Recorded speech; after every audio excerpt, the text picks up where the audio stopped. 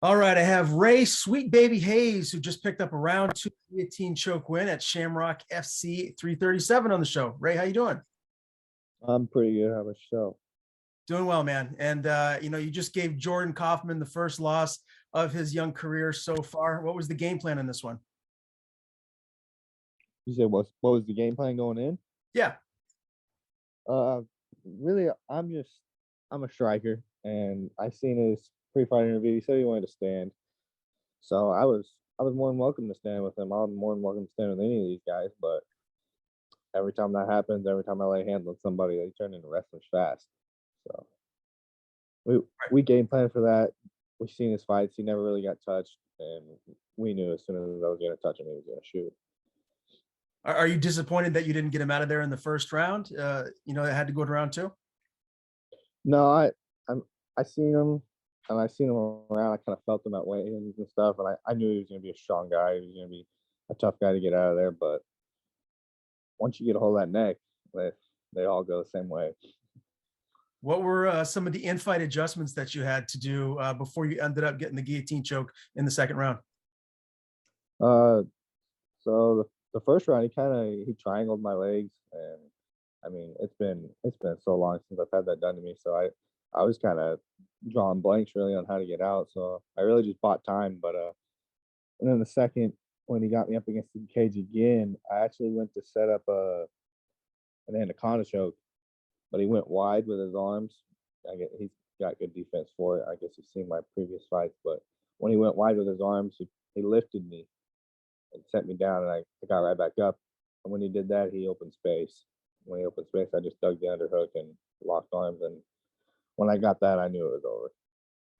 So as I said earlier, this was the first loss of Jordan Kaufman's career. What was the significance of that to you and getting this win?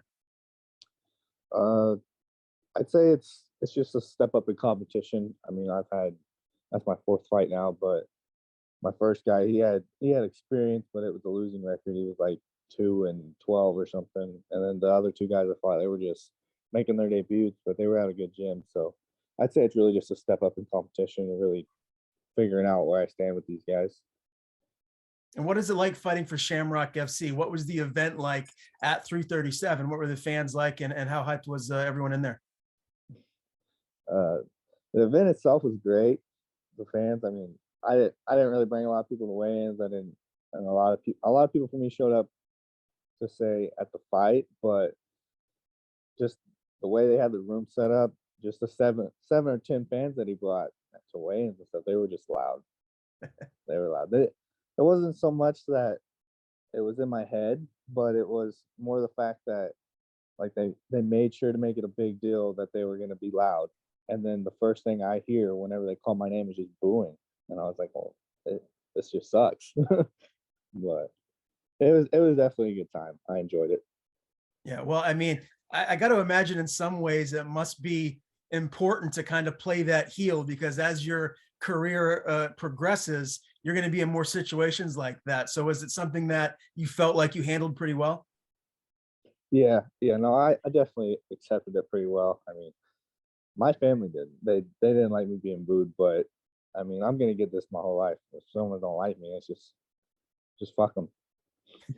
Okay, good enough, man. What is your background in combat sports? How did you get into MMA? Uh, I really started boxing. Colton, I went to his boxing classes, and I think I did that for like a year and a half before I even started MMA. He had me doing like some sparring events and stuff like that with other gyms, and after a year and a half or so, he told me to do MMA, and just the rest is history now. Tell me a little bit about your team, your coaches and training partners. My training partners, Yeah. uh, my main training partners. I mean, the class has grown a lot lately, but I'd say from day one, it's probably Andrew Young, Gregory Inman, my little brother Austin Hayes. He's actually been coming a lot, trying to get him a fight to set up his debut. But the Carmacks, Mitch Chance, Colby, Colton, they got like four of them. His dad Nathan. But yeah, those are my main training partners. I think Actually, Greg, he's 3-0 now. So Greg's 3-0. Andrew's 1-1, but he's 1-0 with Parabellum. So our MMA group's actually doing pretty good this year. All right, that sounds good. And I believe this last fight was at 155. What do you walk around at normally, and what weight class do you feel like you're going to be fighting at moving forward? Uh, well, that fight was so short notice. I took it on 2 weeks. The Rob Donaker actually texted me the night of my last fight and asked me to take that fight. So I didn't blow back up to like my walk around weight. I was like walking around like 168, 165. So that was really easy. But I normally walk around like 170, 175. But I also don't really diet. I don't watch what I eat. I kind of live my happy life and worry about a cut 2 weeks out. But if I like when I go to the pro scene or when I start really worrying about my diet, I'd love to make 45. I feel like I just destroy people at 45.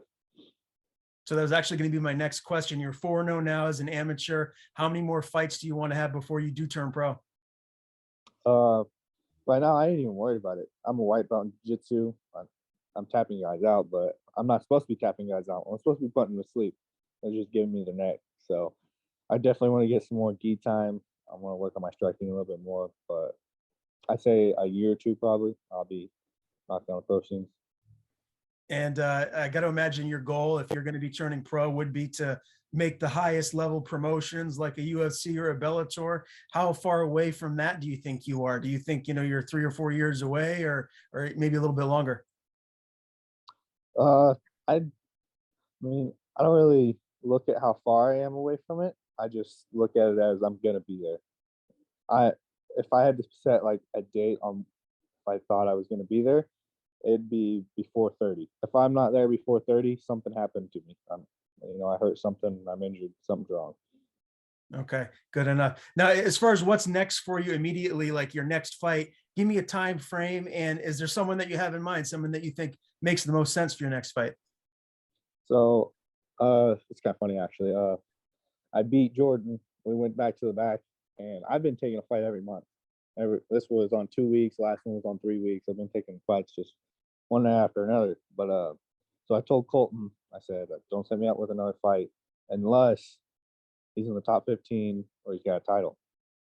The next day, I go into class. Colton's like, hey, we got your title fight May 21st. So I'm fighting Cade Warren on Fight Art Promotion for the lightweight title. But he's 3-0.